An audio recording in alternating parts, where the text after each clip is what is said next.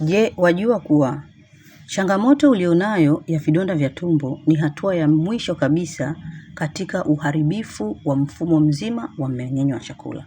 Kwa kawaida, kwa 100%, causative agent ama msababishaji wa hilo tatizo ni wewe mwenyewe.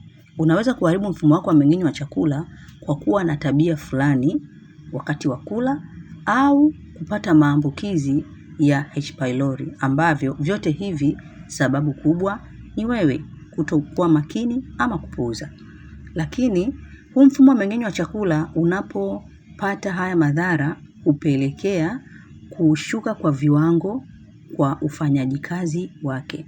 Mfumo wa chakula unavyoshuka viwango hupelekea uzalishwaji wa mara kwa mara wa asidi ya hydrochloric, ambayo asidi hii huwa maalum kwa ajili ya kusapoti mmeng'enyo wa chakula ama uvunjwaji wa chakula tumboni, lakini pia kuua bakteria wanaokuja na chakula.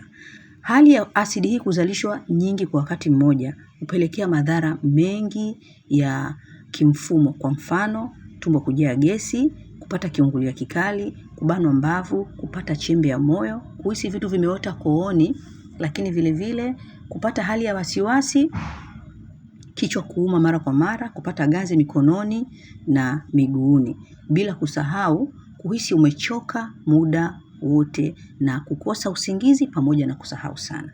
Lakini kubwa zaidi, asidi hii husababisha uharibifu wa lea ya ndani ya tumbo lako, hali ambayo hupelekea kukauka kwa uteute unaopatikana katika lea hiyo.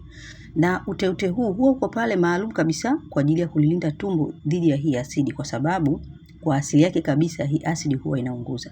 Kukosekana kwa uteute kwenye hii lea ya juu ya tumbo huwa kunasababisha asidi hii kuliunguza tumbo lako, na hapo sasa safari ya vidonda vya tumbo huwa inaanza rasmi. Kwa hiyo ukiangalia, hatua ya kwanza ni uharibifu wa mfumo wa mmeng'enyo wa chakula ambao unaweza kusababishwa na wewe au maambukizi ya H. pylori. Hatua ya pili ni kuzalishwa kwa asidi nyingi kupita kiasi. Hatua ya tatu ni lea ya juu ya tumbo kwa ndani kuharibiwa na hii asidi na kusababisha kutoweka kwa uteute. Na hatua ya 4 ni asidi kukausha, kusababisha uharibifu ama kusababisha vidonda kwenye tumbo lako. Swali langu kwako, kwa hizi hatua 4, kama utatibiwa hatua ya mwisho tu kwa maana ya vidonda vya tumbo peke yake, bila kurekebisha huu mfumo ulioharibiwa, bila kubalansi hii asidi iliyozidi tumboni, na bila kurejesha ute ulioharibiwa na asidi kwenye laini yako ya tumbo, unaweza kupona vidonda vya tumbo? Nijibu tafadhali.